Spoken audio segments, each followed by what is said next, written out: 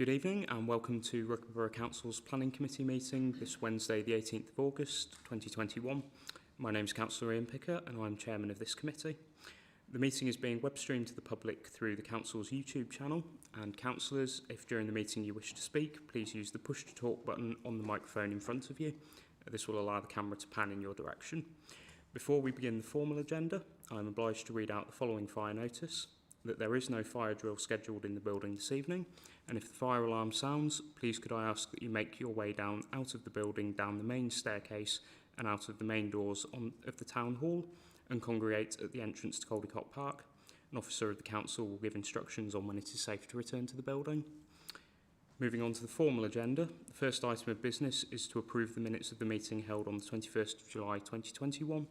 Could I ask members to indicate if they're happy by raising their hands?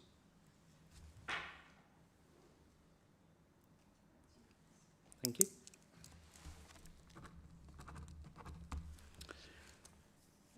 The second item is apologies for absence. Do we have any apologies this evening? One apology from Councillor Sandison, no substitute. Thank you very much. And then item 3 is declarations of interest. To receive any declarations of interest as defined by the Council's Code of Conduct for members. Under A, non-pecuniary interests as defined by the Council's Code of Conduct. Councillor Gillies. Yes, Chairman. Item 3 and 4 for matters for application for consideration. That's as a ward councillor. Thank you very much. Any other notice? No.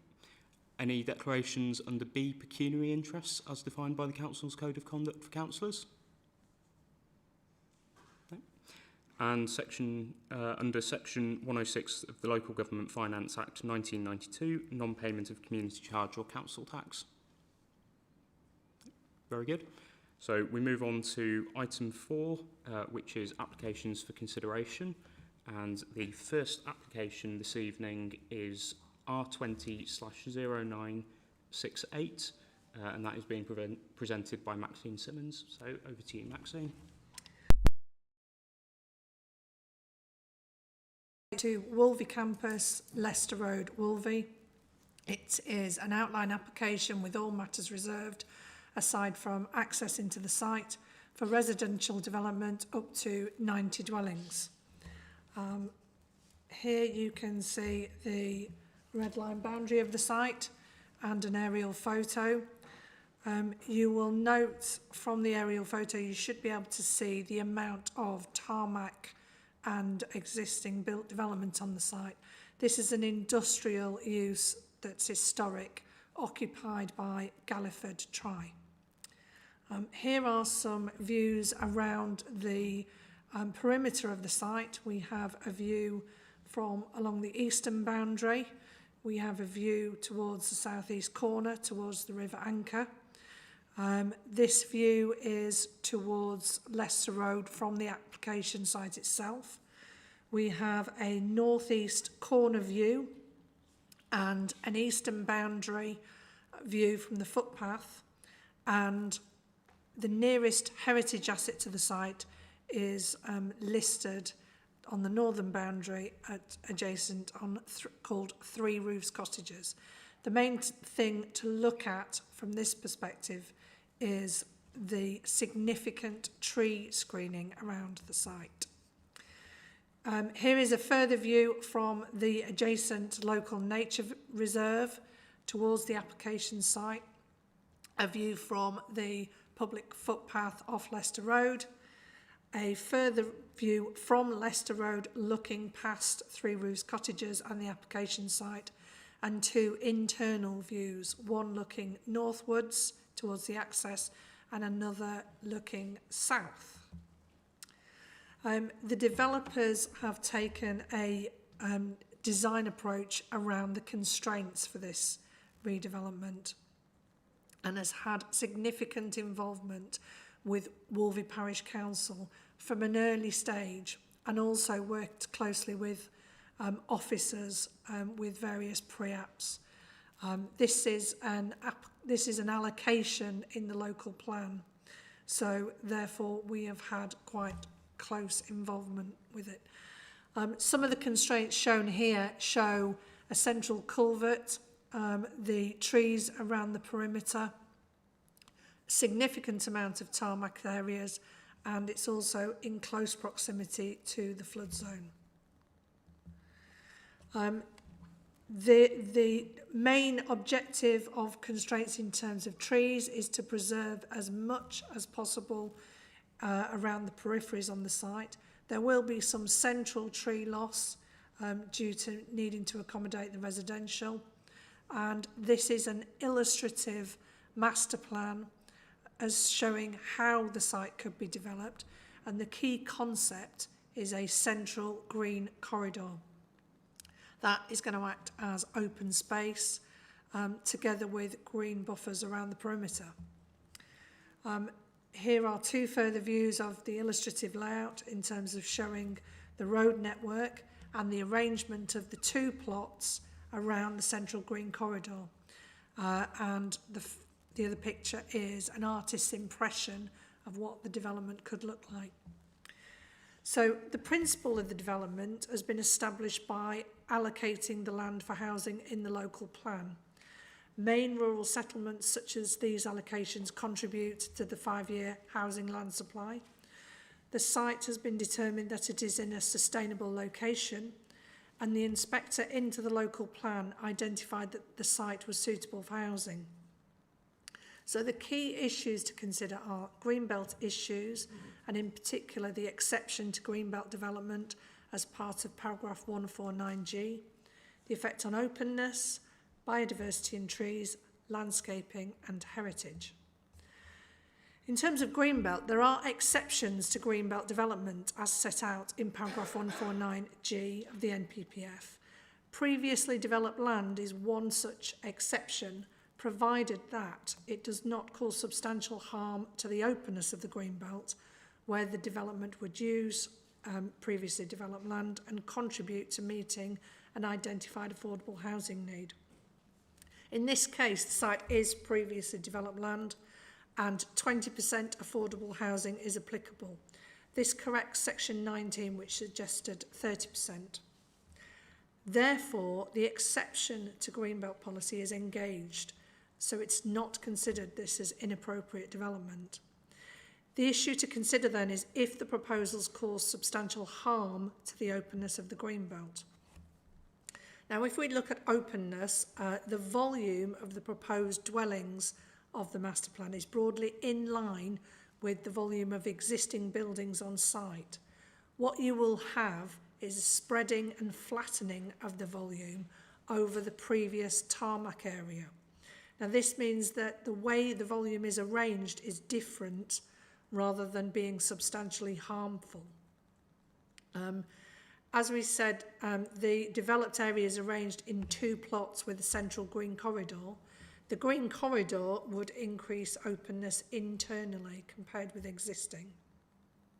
A landscape and visual impact assessment was carried out and was used to influence the design of the illustrative master plan, which is helpful. And by taking this approach, the design highlighted the need to ensure openness on the site is not substantially affected.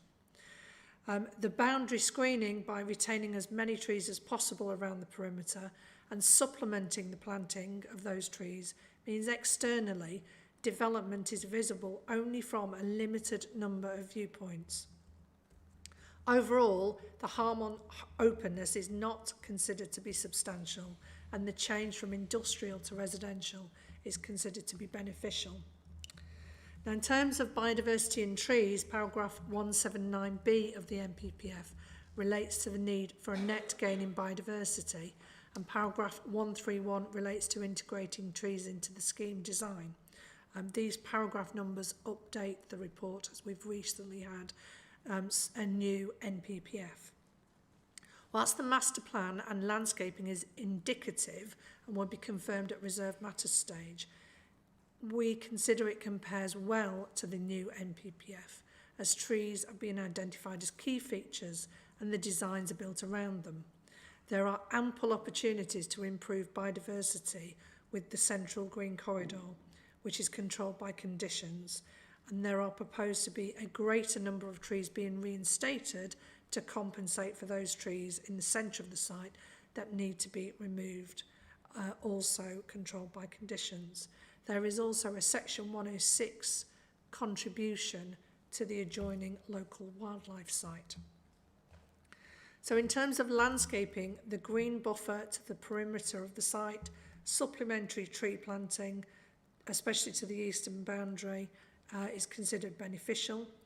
The central green corridor would act as a linear park running north to south, linking in with a network of pedestrian footpaths, linking into existing footpaths in the surrounding area. So open space is a primary focus for how the design of development has evolved, with recreation and ecological features as well. The green corridor would also have open water suds features through swales and ponds to link in with this, and naturalised play areas with also a central public open space and a public square proposed in the designs. In terms of heritage, Three Roofs Cottages is the nearest heritage asset in proximity to the site. The mature trees mentioned in paragraph 15.4 have been removed by the owner of that cottage, but whilst it would be more visible, the fact that the use is changing from industrial to residential results in change, but it is not considered to be harmful change. The detailed design at reserved matters stage can confirm the indicative proposals to set development back from this heritage asset. There are no other material issues that would warrant refusal, and the following can be resolved with conditions including air quality, sustainable buildings, broadband, fire and rescue. The local lead flood authority has suggested an alteration to condition 16, which is as per this slide. The main difference is introducing a trigger to ensure that development, that the SUDS is carried out at the appropriate time. There's two changes to note in the Section 106 table of the report as a result of making corrections and discussions with Warwickshire County Council. So the affordable housing, as noted, is 20%, and Warwickshire County Council wish to have a commuted sum for the maintenance of 2 bus stop shelters for a period of 5 years. In the planning balance, factors weighing against the proposal, you could perceive the spreading and flattening of the existing volumes as harm to openness, because they're being introduced in some areas on formerly tarmac flat areas. But factors weighing in favour of the proposal is there would be social benefits in the provision of housing and affordable housing. There would be economic benefits during construction and economic spend associated with dwellings on site. There would be environmental benefits in terms of the change of use from industrial, and improvements to landscaping, biodiversity, design and increased tree coverage to the site perimeter. It is concluded that the factors weighing in favour of the proposal overcome any perceived harm to openness, particularly as the site is previously developed land and the harm is not substantial harm. The scheme is therefore not considered to be inappropriate development in the Greenbelt, and the recommendation is for approval subject to conditions, a Section 106 agreement, and the alteration to condition 16 and Section 106 matters mentioned in this presentation.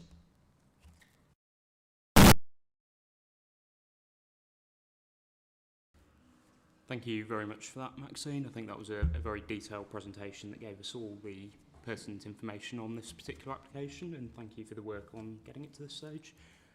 So first we have Councillor Eccleston and then Councillor Lewis. Yes, thank you, Maxine.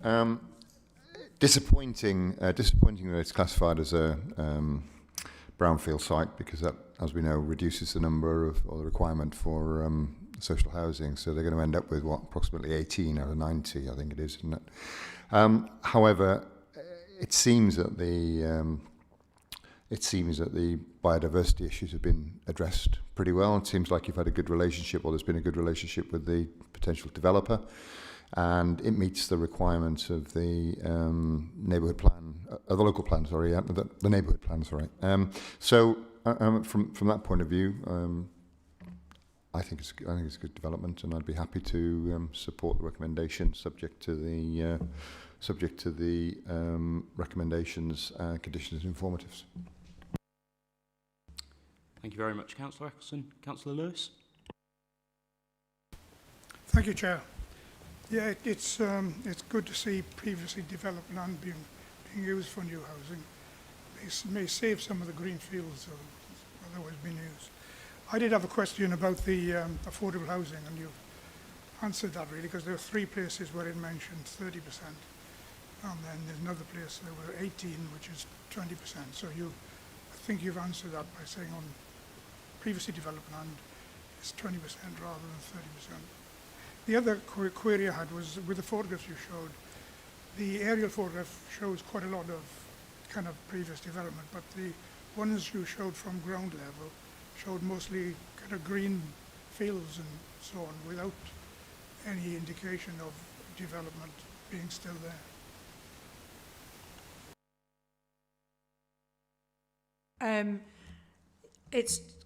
There is development inside, and we do have the existing buildings documented.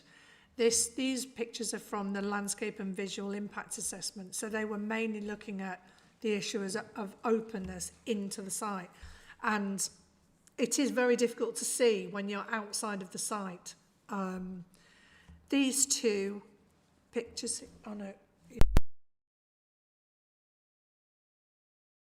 the site showing the access road, but we have got a record in the file of the actual buildings themselves. They're typical 1950s industrial style buildings. They're not particularly attractive or worthy of retention or anything.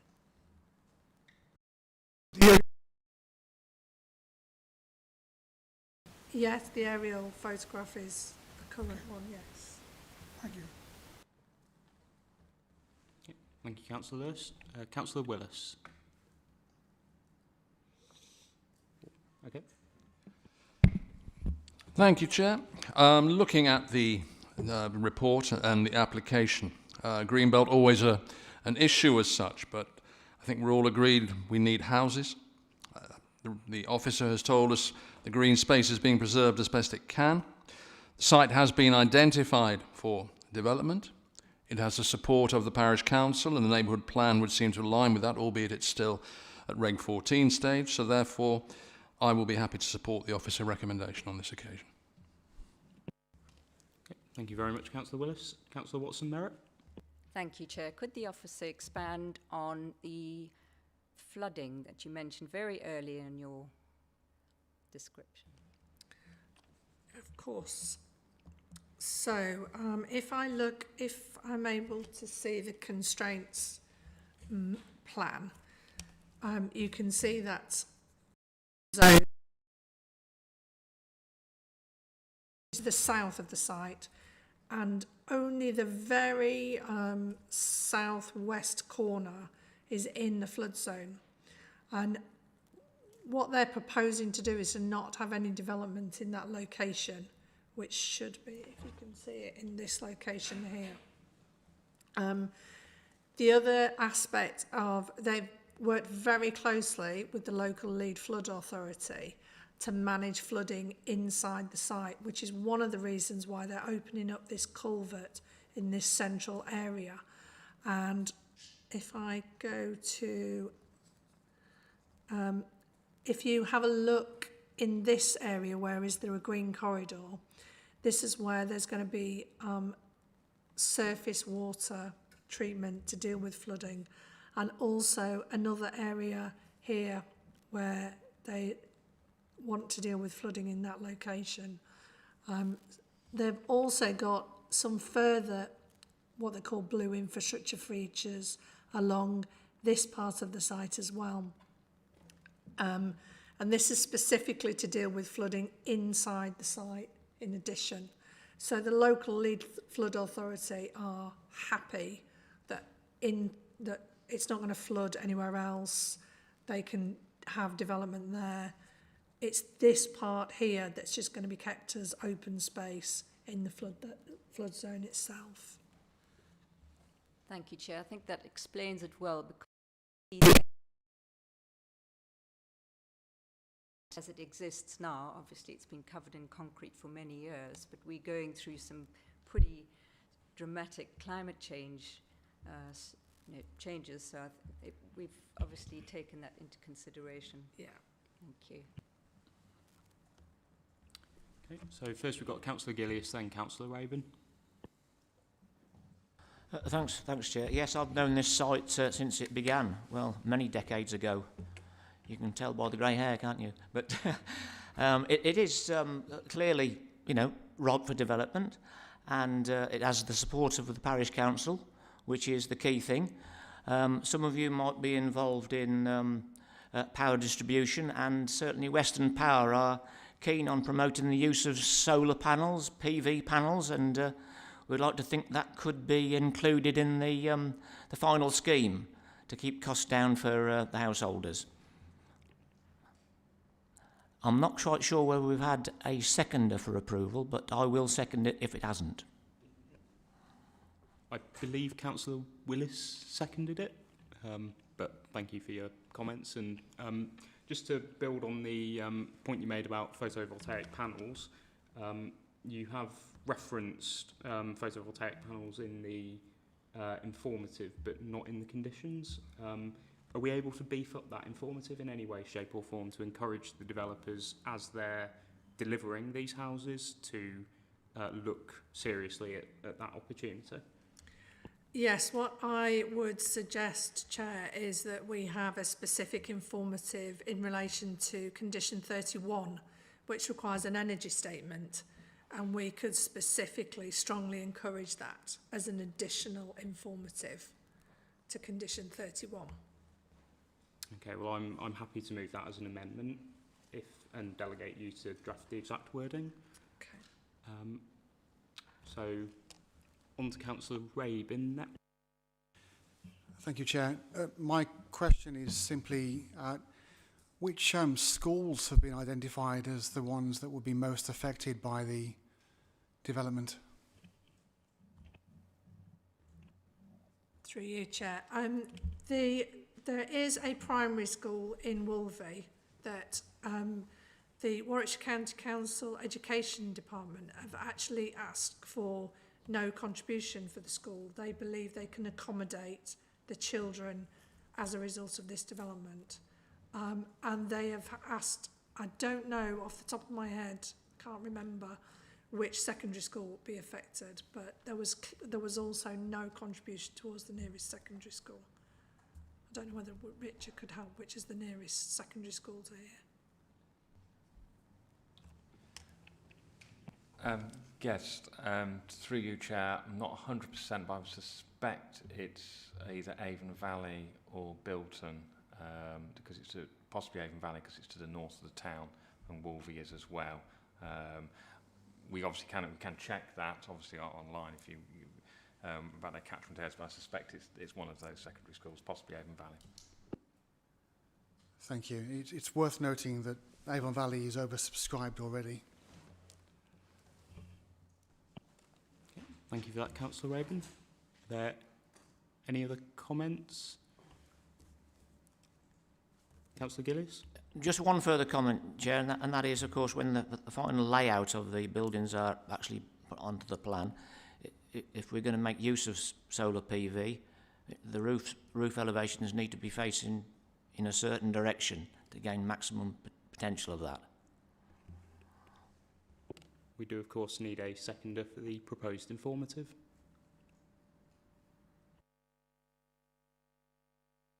Councillor Daly? Yeah, I'll happily second that. Thank you. Right, so if there are no further...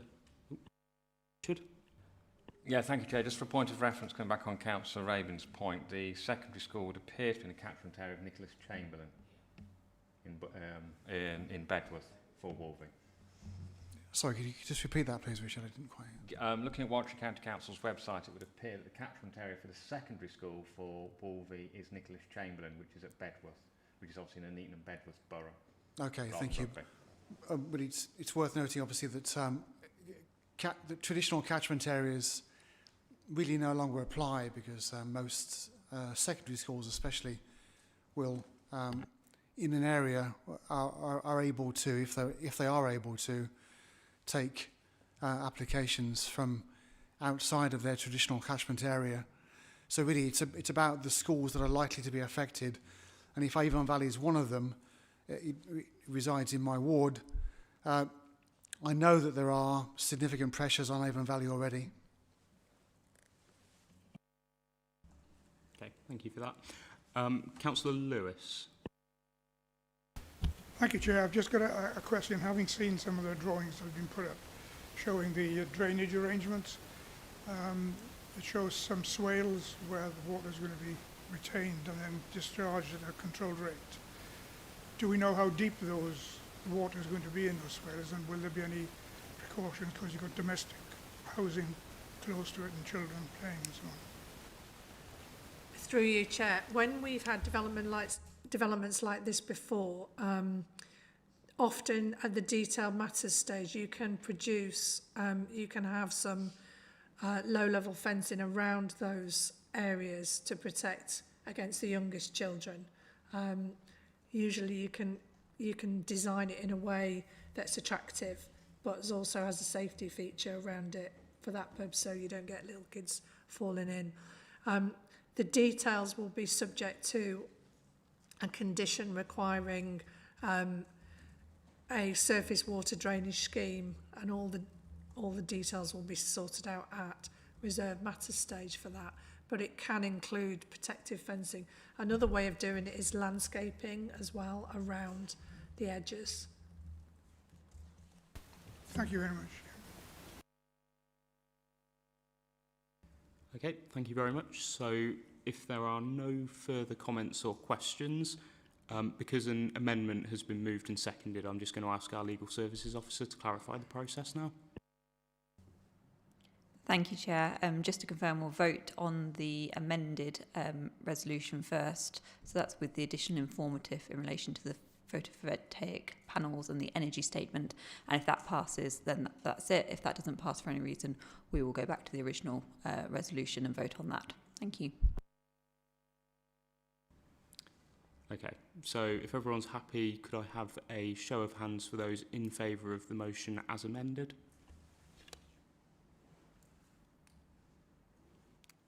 That's unanimous. Thank you very much. So that motion is passed. Thank you very much. And thank you, Maxine. And we will now move on to the next item on the agenda, which is R20/0991, and that is with Francis Keenan.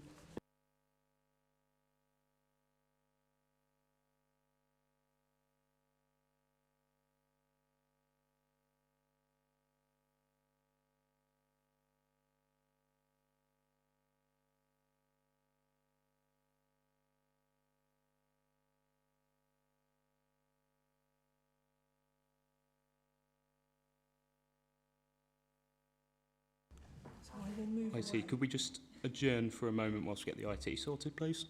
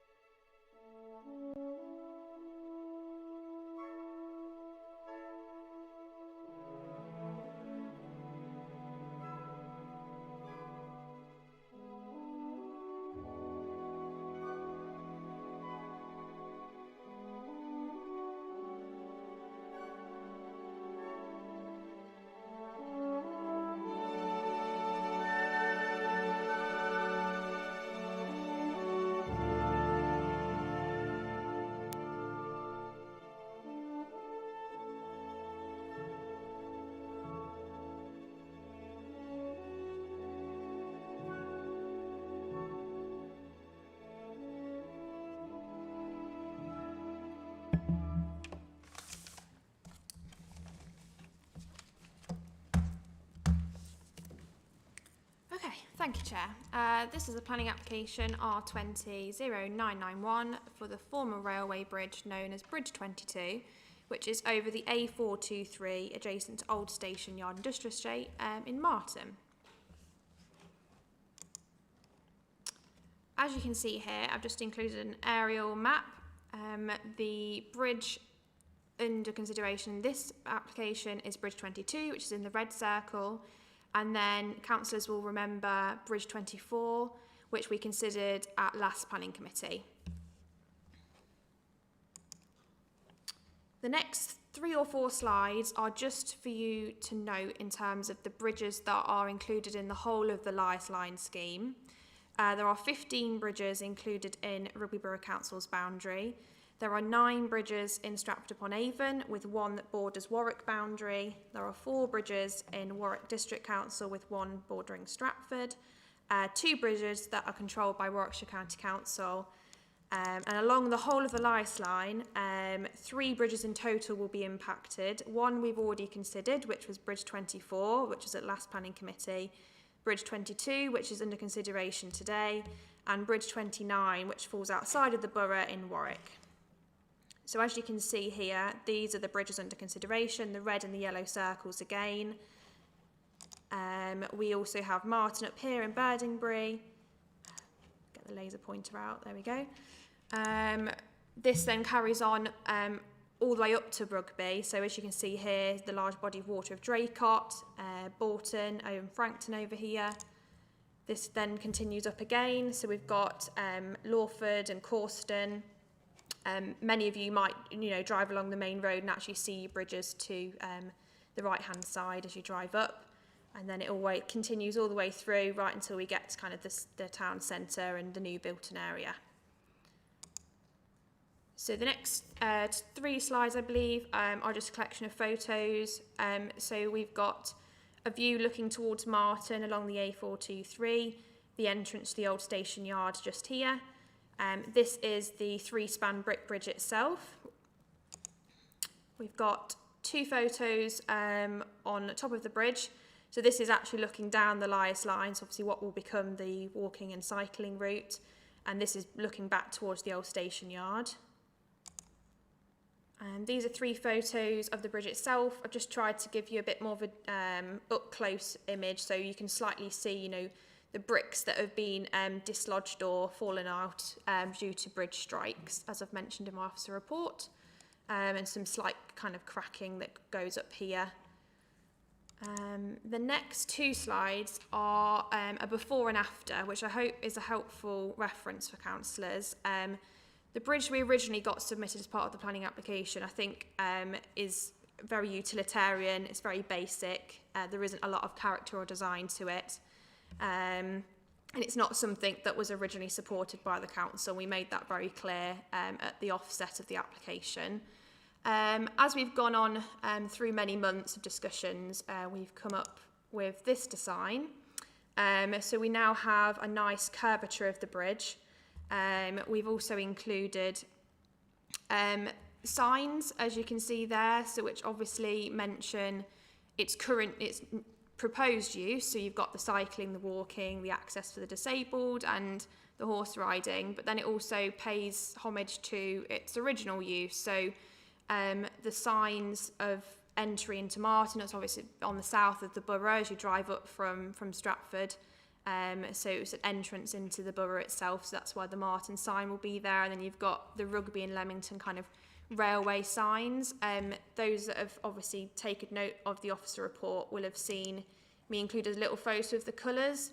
So I've actually done a lot of research into the railway history of Rugby. So the London North Western Railway is the railway that used to run along this section of disused railway. The traditional colours are that stone, cream, light brown and dark brown. I've just included the train and the King's Cross station there just for reference so you can imagine what that colour scheme will look like. And if I just flip back to the previous slide, those are the colours that we're hoping to introduce into the signage so that there is a bit of a tie there to its heritage and its past use. In discussions with the applicants and agents, they've also agreed to incorporate the colour scheme into benches along the line as an additional extra. Moving on to key considerations, the access will be taken from the A423 in the photos you saw earlier to the top side of the bridge via the old station yard access. The A423 will have to be closed to traffic during the works to allow for the demolition and installation. This is approximately a 2-week process. Warwickshire County Council Highways were consulted on the application and raised no objections subject to conditions, and these are 4 and 5 in the draft decision notice. I've also included to note comments from Martin Parish Council. So they raised questions in relation to the drainage problems caused by the significant dip in the road underneath the bridge, and they requested this to be conditioned. I have discussed this with Warwickshire County Council and the agent themselves. So it was considered that this type of condition wouldn't be relevant or reasonable under the scope of this particular application, because we're obviously looking at removing the bridge, and it would not affect the dip in the road specifically, and the existing drainage situation would remain. However, County Council Highways have agreed with Warwickshire County Council to regrade the carriageway, because they've acknowledged that it is a problem, and this will be done as part of their existing maintenance work scheme. And they're hoping to coordinate this with the bridge demolition, because this would mean that the road's closed and that we can do both things at the same time. For those of that might be concerned in regards to the bridge clearance, which is obviously kind of a key reason why it is being demolished, so that we can get that extra height and it's not being striked by vehicles all the time. So the proposed bridge will give a clearance of 5.8 metres. The normal minimum clearance underneath bridges is 5.03 metres. This obviously gives you an available working height of around 770 millimetres. So the County Council Highways have confirmed this is sufficient to allow for the carriageway to be regraded appropriately to prevent the dip in the road and the drainage problems, whilst also not introducing any further height restrictions to the new bridge. The final set of key considerations, so we've got the principle of the development. The bridge and access to Old Station Yard is located in the open countryside. A small section of the A423 included within the red line is located within the green belt. I did include a little map in the officer report, which you may have noted, just to give you reference to that. That just to kind of reiterate, it will only be used for access purposes and no development is occurring in the green belt. As I mentioned earlier, we have had bridge strikes. So over a 9-year period, I think this is up until about 2019 from memory, there's been 16 impacts that have required inspections with a diversion route of 20 miles to get around the bridge. So there is also the cost of the removal of the bridge, which is significantly less than the ongoing repairs. The structure inspection, so this identified that the bridge is in a fair condition despite the multiple defects and does remain robust. The railway heritage, as before, similar with Bridge 24, this is also considered a non-designated heritage asset. The heritage impact assessment determined that the bridge is only of moderate overall significance and importance. The proposed demolition of the bridge and replacement with a new steel lattice bridge is regressible and does count against the scheme. But the loss of the Bridge 22 is considered not to detract from the historical value and the group identity of the previous railway line as a whole. And the new bridge does pay homage to its previous industrial railway heritage. Therefore, it's recommended for approval, subject to conditions.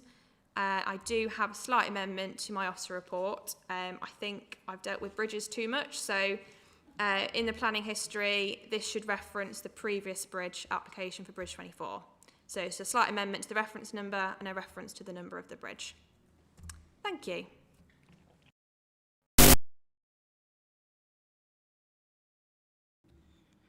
Thank you very much, Francis, and for an extremely detailed report, which I think set out the geographical and historical context of the bridge and the application before us. And I'd just like to thank you for getting the final version of the bridge, which I think is a great improvement on what was initially proposed.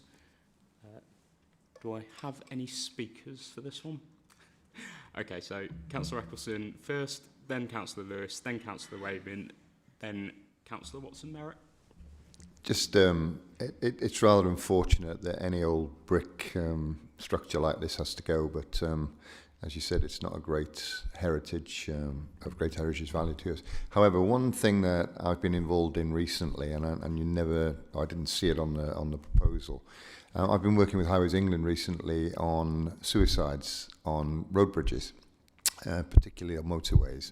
But my assumption would be that, and knowing this particular section of road, by removal of that bridge, you're potentially going to speed up the traffic along that particular road section. Notwithstanding the dip underneath the bridge as well, which the parish council are absolutely right, it does collect water, and would, I think, be a safety issue long term. Has any consideration been given to the prevention of either debris being thrown over the bridge or people actually using the bridge for suicide access? This is not a topic that's been discussed, but quite rightly, I understand your comments. I know the design of the bridge does have parapets to the side. I can't quite remember the height of those. Obviously, that will prevent anything in relation to a suicide attempt. And in terms of debris, I mean, I suppose it's the same as the current bridge. It is accessible. People do use it for walking and cycling. So it is purely a replacement. The bridge is existing as it is, and that could happen in the current scenario, in the existing scenario. They do nowadays try to use some kind of meshing on the side of the bridge to stop people from throwing objects of a certain size off the bridges into oncoming traffic. They also use that same meshing to prevent people from being able to climb up and over the parapet of the bridge and actually throw themselves off. So I think it's a consideration that should be taken seriously. Yeah. Thank you very much for those comments, Councillor Eccleston. So Councillor Lewis, then Councillor Wabin. Thank you, Chair, and thank you for the report. It's very full and usefully written. About the kind of historical significance of the bridge, there isn't any great history to it, but I just wondered whether some information boards or an information board could be installed up on the track where people be using, giving some of the background of the line and the bridge, maybe even a photograph of the bridge before it went. That would help to perhaps preserve its memory in one way. So that was one suggestion. And the other one is, you showed a photograph at the top of across the deck of the present bridge. It was clear that people are being used, but it could also be used by animals, badgers, and so on. Will the new bridge deck be suitable for use by such animals, rather than, I know it's the surface would be suitable for horses, but I was thinking of wild animals that might want to use it as crossing. Yeah, just to come back on your first point in relation to the information boards, I know we discussed this before planning committee, so I have raised that with the agent, and they are on board with doing that. They do think it's a good idea. I obviously agreed with you. This is potentially something we could condition, so before, after the bridge is demolished and before the new one goes in, that the details of the board is submitted to the local authority, and obviously I'll ensure that the information for the heritage is there and the photos are there, if that's something if people would agree with. And then the second point being, in terms of the ecology, it is obviously made of steel. It does have a rubber material for the bridge to obviously stop slipping and things like that. But I did mention the ecology point, and I did discuss this before. So their ecologist actually came back to me, and they've done a lot of trial cameraing to see what does use the bridge, at night or when people aren't there. And it didn't show up an awful lot in all honesty. But I mean, it's the same as the current bridge.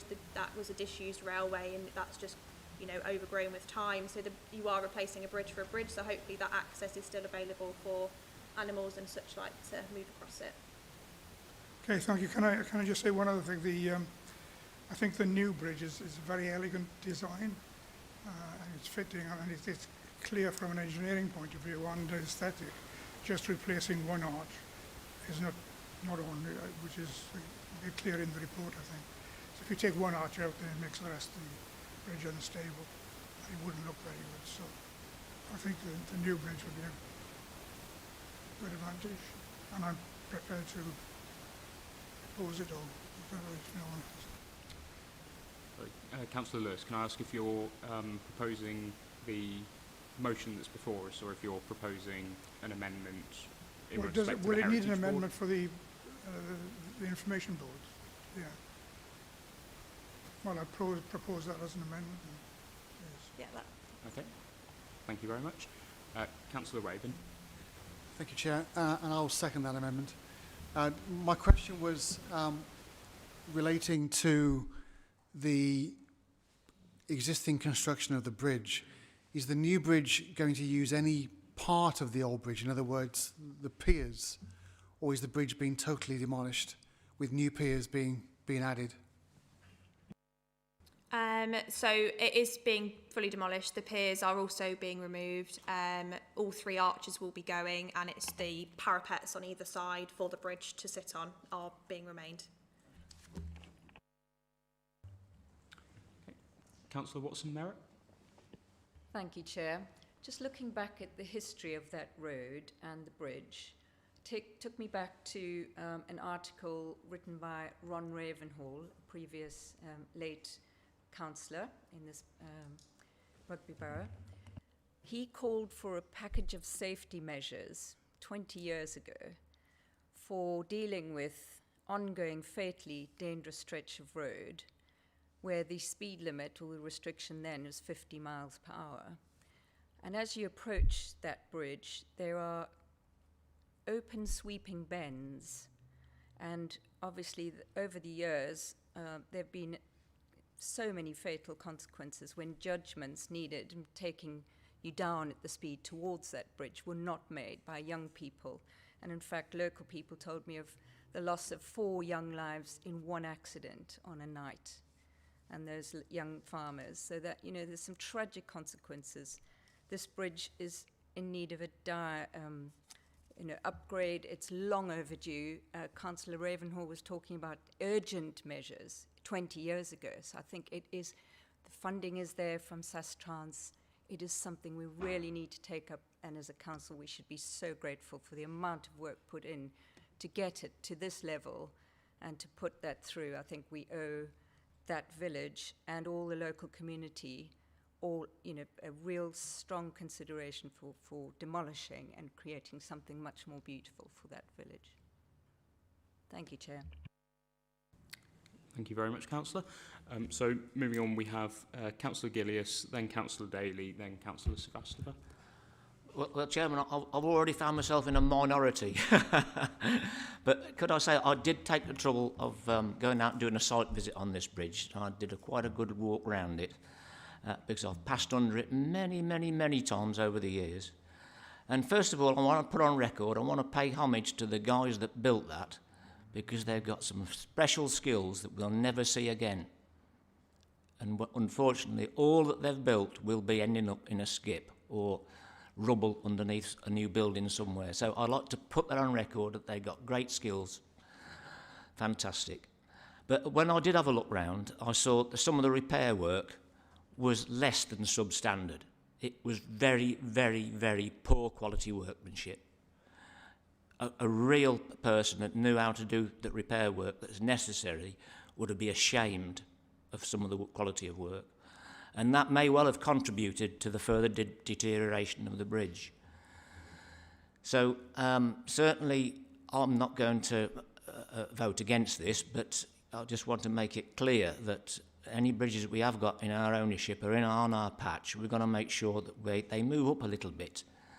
You know, they become a designated heritage asset, because we do need to look after them, because what we don't want for our future children and to be looking just at photographs. We want them to be able to see the real thing and admire it, and that is most necessary. But like a lot of these bridges, when they're replaced and placed with new ones, they're not going to be swept regularly. They'll soon get some detritus on the top, and you're going to get your green grass. You're going to get all that sort of thing grown without too much time. And so that's where we are. Thank you. Thank you, Councillor Gillies. Councillor Daly? Thanks, Chair. I just want to echo some of the comments made by Councillor Gillies. I also did a site visit last week, and I was initially concerned about the removal of I think the phrase was structurally robust bridge. And I think this is different to the previous bridge that we discussed at the last planning committee meeting, as this one isn't in the same state of disrepair. However, the detailed information the officers report about the bridge strikes and the impact that has on local residents and local businesses has made me feel comfortable with this application. I think the impact that has and the impact that will have on the lifeline as well going forward. I think it's important that we do make these changes, and I think the design of the new bridge looks impressive as well. Thanks. Thank you. So, Councillor Srivastava and then Councillor Willis.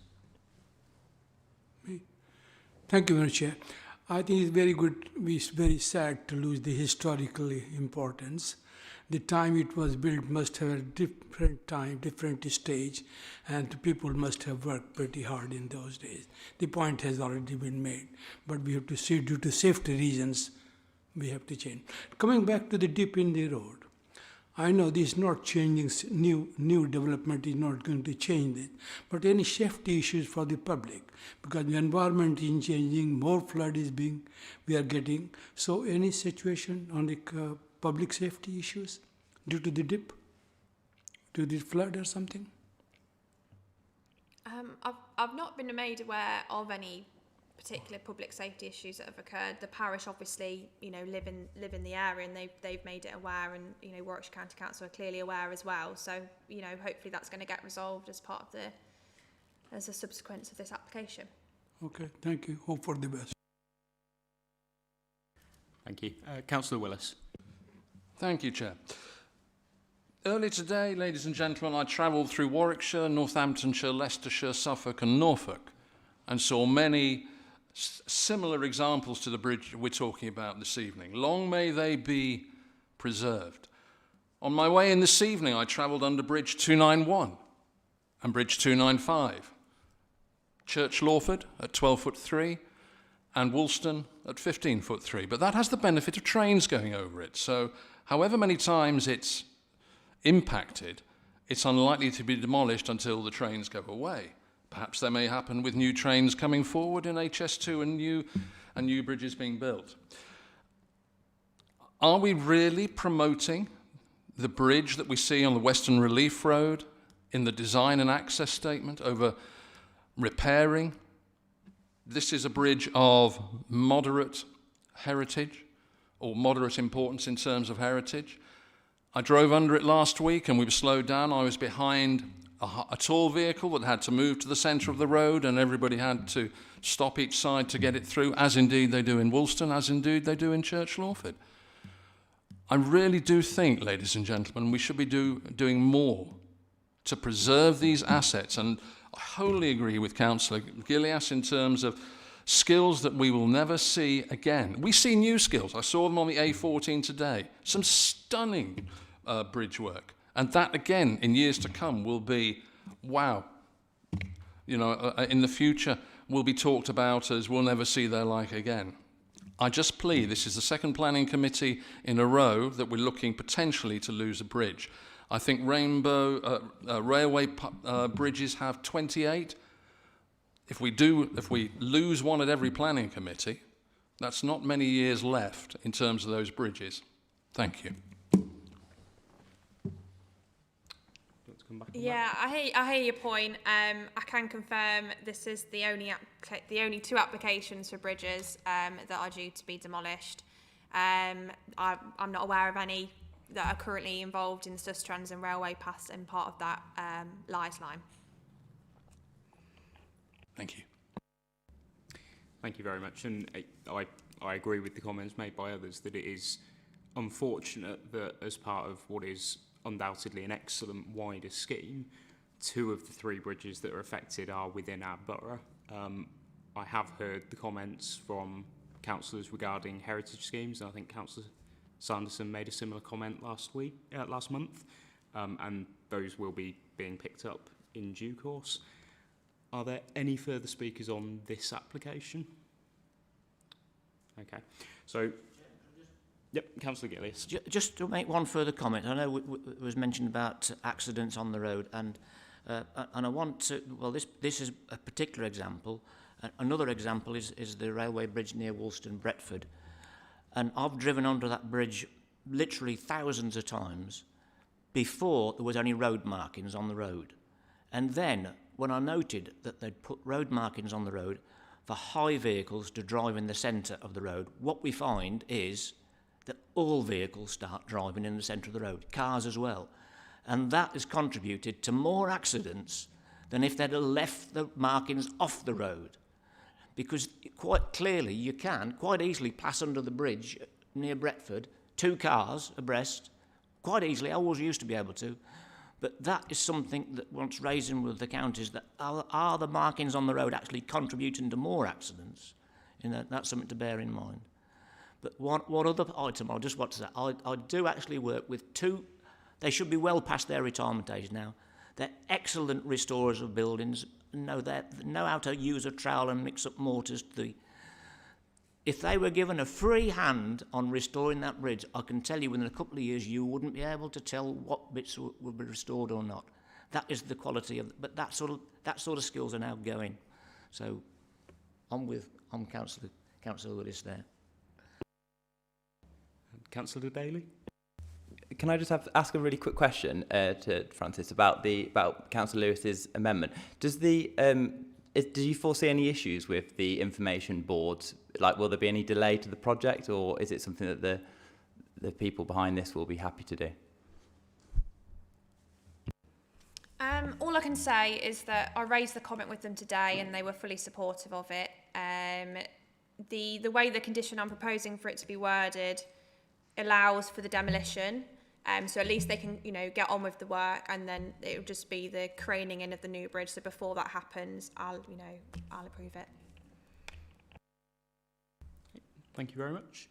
So, to confirm the process for voting then, so we're voting on the motion as amended by Councillor Lewis, seconded by Councillor Rabin, and this is to draft an additional condition in relation to a heritage board with the officer delegated to draft the wording for that condition. Is that satisfactory?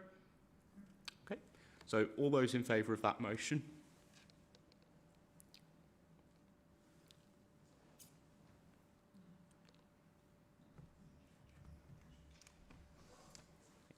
That's 9-4. 9.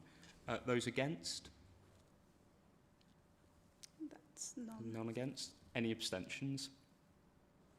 2. 2 abstentions. Okay, so that motion is carried. Thank you very much, Francis. And we will now move on to the next item on the agenda.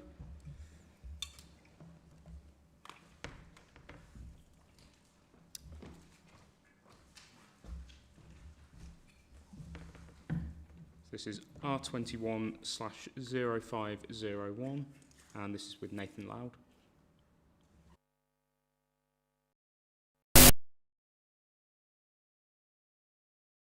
Thank you, Chair. This application is land at Anstey Business Park and seeks full planning permission for the change of use of land from an agricultural open pasture use to land for biodiversity enhancement and associated works, including habitat creation. This is the site in question and the 3 fields.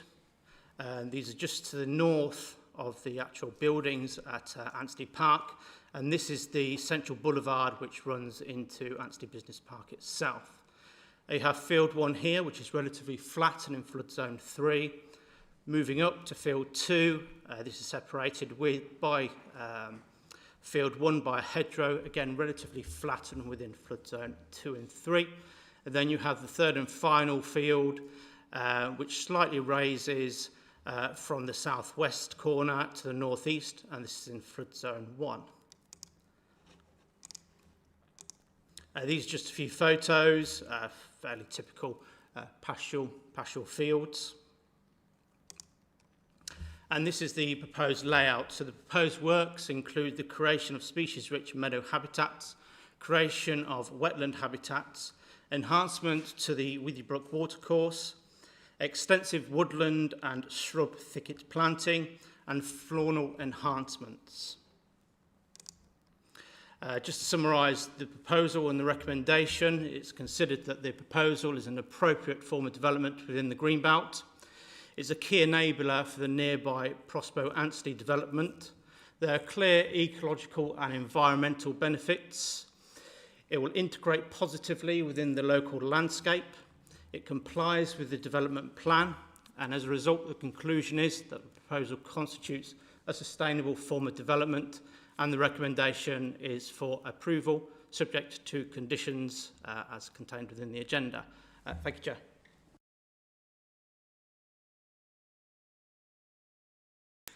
Thank you very much, Nathan. That was a very concise report, and it's very nice to see something that is explicitly for biodiversity coming before us this evening. Do we have any speakers? So, Councillor Gillius. Well, thank Nathan for that report. I'm going on the move for approval. Thank you. Councillor Lewis, then Councillor Eccleston. Thank you, Chair. Yes, thank you, Nathan. Very precise. Yeah, it's good to see that these kind of mitigation measures are going in close to the sites that are causing the need for it. Quite often we get mitigation measures carried out in locations far away from the sites that are causing it. So it's good to see that.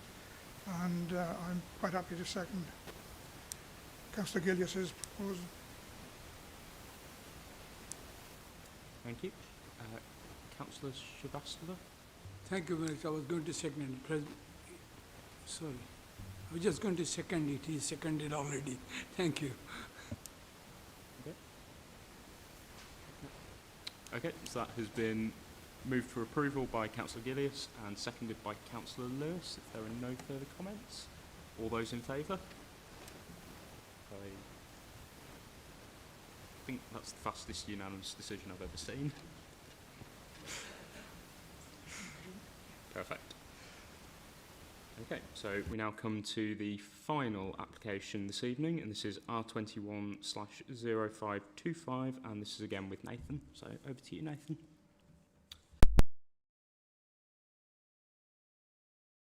The Rolls-Royce site in Anstey and seeks full planning permission for erection of a building for use for B8 purposes, which is storage and distribution, with primary access via Anstey Business Park, together with the temporary use of land for storage for soil arising from earthworks as a result of the proposal. Application site itself is located in this area here. To the north you have Anstey Business Park, to the south you have Coombe Abbey and Coombe Country Park, and to the west you have Coventry itself. The application site falls within the boundary of the outline permission granted in June this year for Prospero Anstey. This permission permitted the redevelopment of the site, and as part of this permission, parameter plans were approved, which sets out different height restrictions across the site.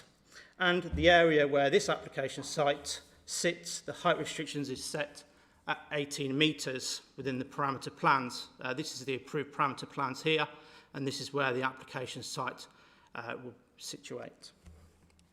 The proposal conforms with the outline permission in terms of the allocated floor space and the permitted height, but has come forward separately to the outline permission because the use, which is for B8 purposes, isn't a use specified within the outline consent. Just to put a bit of context to the application site, this is the application site here, which is referred to as Plot 5. Immediately to the east, you have the Megget building, which has recently been constructed and now occupied. To the northeast, you have the Cadent building, which is currently being constructed. And immediately to the north, you have the retained Rolls-Royce buildings. These are just a few photos within the application site. This road is the new Spine Road, which was constructed as part of the Meggitt building, which is this building here to the west. And this is the application site to the west, sorry, and the Meggitt building is to the east. The Spine Road links to Anstey Business Park. This is the application site you can see here, and this is just another angle which shows the existing Meggitt building here and the application site for consideration, which is here. This photo was taken from the boundary of the Coombe Country Park, and as you can see, this is the existing Meggitt building, and the application site will go roughly in this location here. As part of the outline permission for Prospero Anstey and the development parameter plans, further buildings could potentially come forward in front of the Meggitt building and indeed the application site, albeit that they'll be at a much restricted height to a maximum of 14 metres. So the building which is being considered today, this is the proposed layout plan. You have a large warehouse building together with a 3-storey office element, which is situated here. You have access to the north, which is the main access, which will serve staff and visitor parking, and a further access to the southeast, which will be access to the service yard. These are the proposed elevation drawings. This is the office element of the proposal, and this will be the warehouse building. This illustration just shows the building in the context with the Meggitt building being here, and this is the proposed building situated here. And these again are just further illustrations of the proposed building, this being the access to the service yard. And again, this is a further visualisation of the proposed building with the Meggitt building situated here. Since publication of the agenda, we've had further consultation responses, all raising no objection to the proposal. Turning to the key matters for consideration, the first being Greenbelt. The site is located within the Greenbelt and therefore constitutes inappropriate development within the Greenbelt, resulting in harm to the openness of the Greenbelt.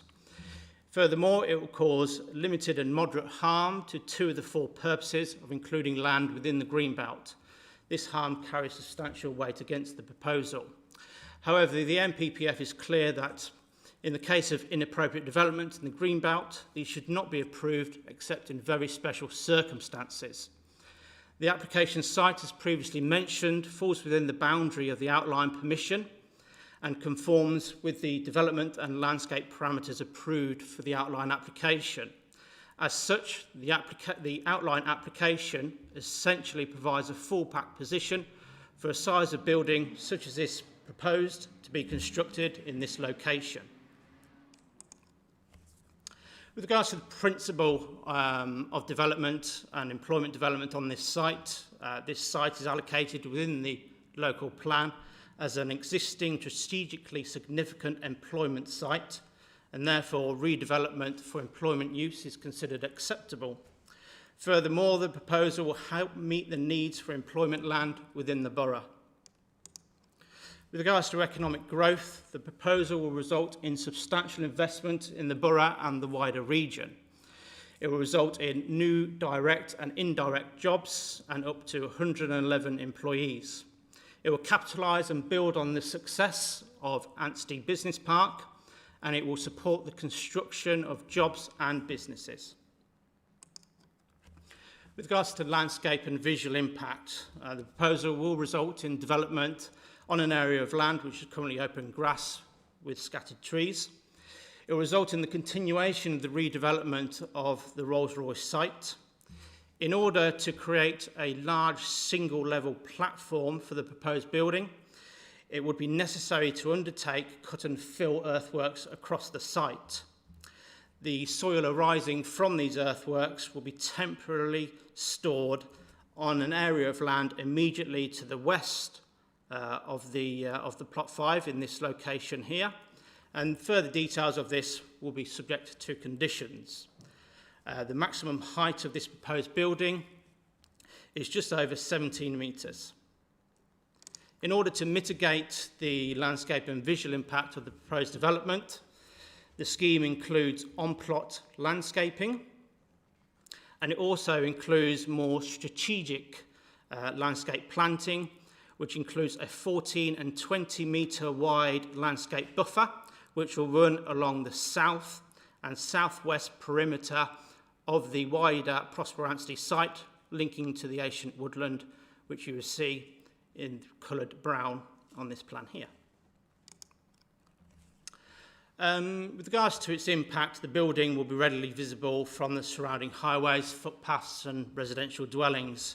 However, it would not be seen in isolation, but in context to the existing buildings on the site itself, and also in context to buildings at Anstey Business Park. However, this impact will diminish as the planting establishes, as you can see from these illustrative photos here. And therefore, it's concluded that the impact on the landscape and visual amenities of the area is acceptable. With regards to traffic flows and highway safety, historically vehicle access from the Rolls-Royce site was only onto the Coomfields Road. As part of the Meggitt development, a new spine road was created, which now connects this site to Anstey Park, which now allows access to the more strategic road networks to the west of the site, including the M6, and it also allows further access to the east onto the Coomfields Road. As part of the outline application and as part of this proposal, this spine road will be extended and a new signalised access will be created in the southeast corner of the application site, which will allow access onto the Coomfields Road. As part of the proposal, it would include an improvement scheme to junction 2 of the M6, which would include further signalisation and changes to line markings at this junction. As part of this application, a freight management plan has been submitted.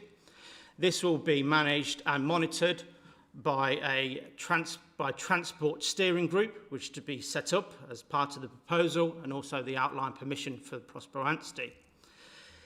This document, the Freight Management Plan, includes measures to restrict HGV access onto the Coomfields Road, further details of which will be secured via conditions. As part of this application, a travel plan has also been submitted on how sustainable modes of transport will be promoted. The traffic flows which result from this proposal falls within the permitted traffic generation previously accepted under earlier applications, including the outline application. And as a result, it's not considered that the proposal will result in any severe impacts upon the surrounding road networks. With regards to other matters, heritage, as we've seen in the earlier photo, it will be visible from the northern edge of the Coombe Country Park. The level of harm is considered to be minor, and Historic England have raised no objection to the proposal. It's therefore concluded that a less than substantial harm to the heritage assets will result from the proposal. With regards to lighting, proposed lighting will be designed in accordance with national lighting guidance and industrial standards, with all lighting having a 0-degree tilt angle. They will be controlled by photocells and time clocks, all of which minimise light spill, glow and sky glow. Environmental Health are satisfied with the details submitted, subject to conditions relating to a final scheme of lighting being submitted for our approval. With regards to other matters, no detrimental impacts in terms of trees, hedgerows, ecology, highway safety, flood risk, heritage, archaeology, air quality, contamination, residential amenity, noise, health and utility services such as broadband. Turning to the planning balance, the proposal will result in harm to the greenbelt and therefore shouldn't be approved except in very special circumstances. A less than substantial harm to the heritage assets also means that we have to assess and weigh the proposal against the public benefits. With regards to economic and social benefits, these carry very substantial weights in favour of the proposal, And with regards to the environmental impacts, these will be mitigated through conditions. It's considered, therefore, that very special circumstances exist to justify development in the Greenbelt, and the public benefits outweigh the less than substantial harm to the heritage assets. The proposal, therefore, complies with the development plan, and the conclusion is that the proposal results in sustainable development. The recommendation is, therefore, for approval, as in the agenda, subject to two conditions. There are some slight amendments to conditions. Condition 2, which is the plan list, is just a revision to the ground investigation report number, and also to delete the noise impact assessment, which will now be subject to a condition. There's also a minor tweak to condition 7, following further comments from our environmental health team, which just relate to the gas monitoring for the site. Thank you, Chair.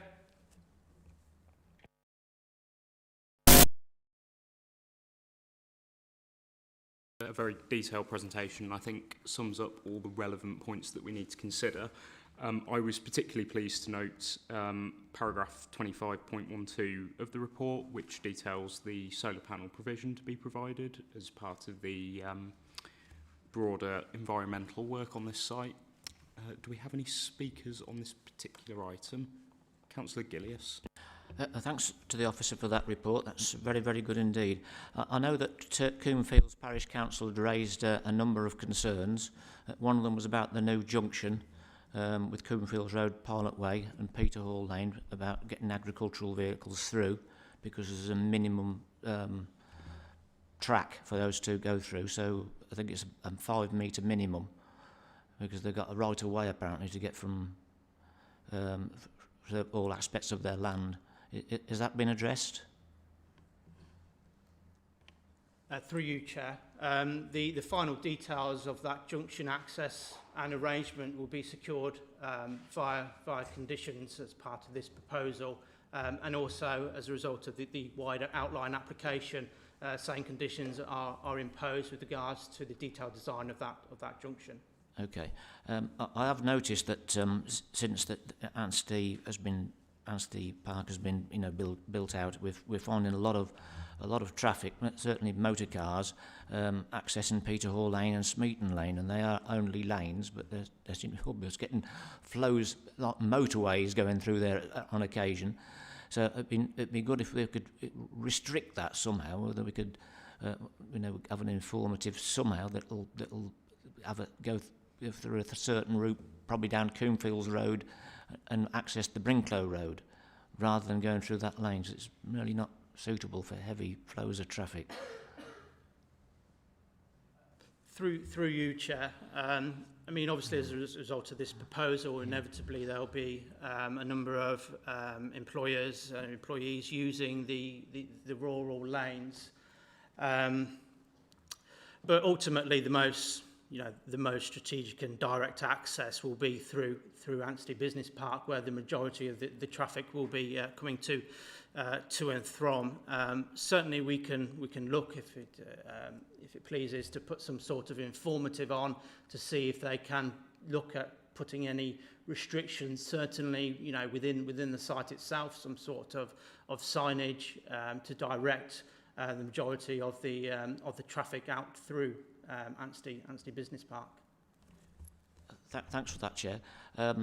Yes, we probably will see an increase, not just in motor cars, with employees coming to and fro work, and it's also with probably the more small to medium-sized vans that will be, running out of those businesses.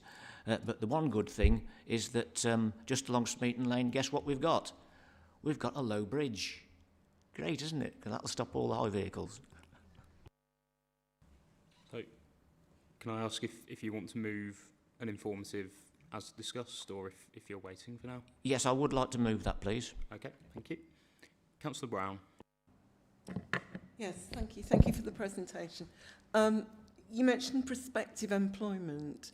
Do we have any indication of how many jobs created they're thinking about here? Yes, through you, Chair. So the applicant and the occupier for this unit is a company called Kite Packaging. They currently operate within Coventry, but we will be relocating to Rugby to this site.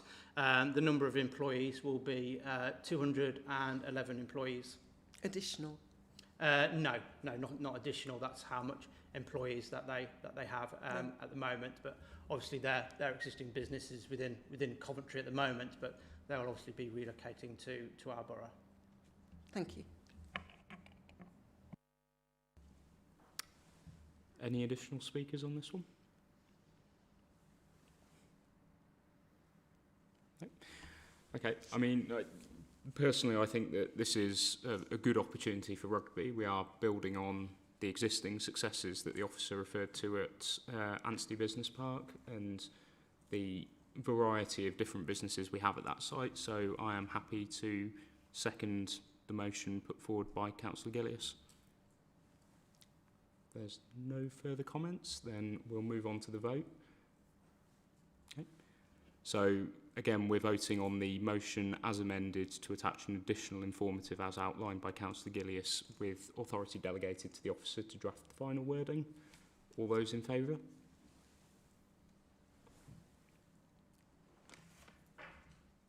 That's unanimous. Thank you. So we come now to item 5, which is prior notice of site visits. Are there any prior site visits? No, I haven't had any more, Chair. Thank you. So agenda item 6, which is the planning appeals update, and I believe this once again with Richard. Yes, thank you, Chair.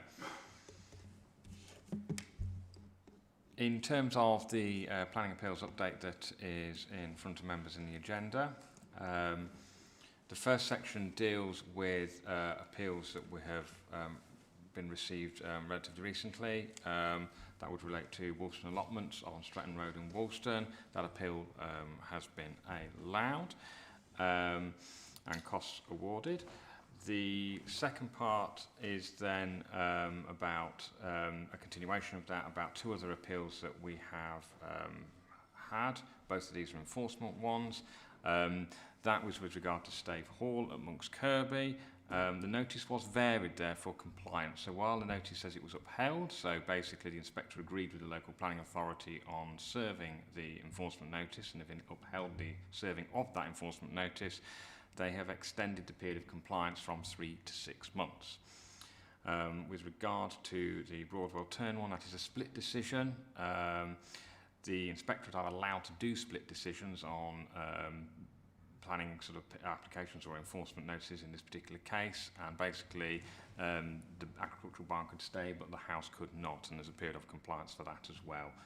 Our enforcement team will be monitoring it very carefully.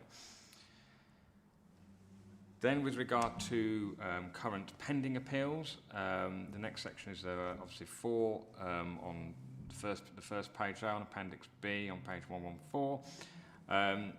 All of those appeals are still pending. As you'll be aware, there's been the introduction of the new NPPF recently. So in all cases, the inspectorate has written to all parties, such as the local planning authority and Rule 6 parties and the appellant, to ask whether or not they have any comments. So that they're all ongoing on that basis. And then finally, we have 3 further enforcement appeals that are currently pending. With regard to the Top Road one at Barnacle, that hearing has now been rearranged from, I actually think it was going to happen this week. That's been rearranged now until January, but we'll still be then obviously going ahead. With regard to the enforcement appeal at Millers Lane, Fossway, Monks Kirby, the final comments for that were the end of last month. I'm aware that they have actually appealed the planning application that was refused at a planning committee a couple of planning committees ago, but that we haven't had formal notification from the inspectorate yet that that's been registered or checked by them. And that concludes the appeals update. Thank you. Thank you very much, Richard. Are there any questions about the appeals update? Nope. Okay. And then finally, we have item 7, which is delegated decisions to note. Does anyone have any questions about the delegated decisions? No? Okay, well that concludes the agenda for this meeting, as there's no exempt information.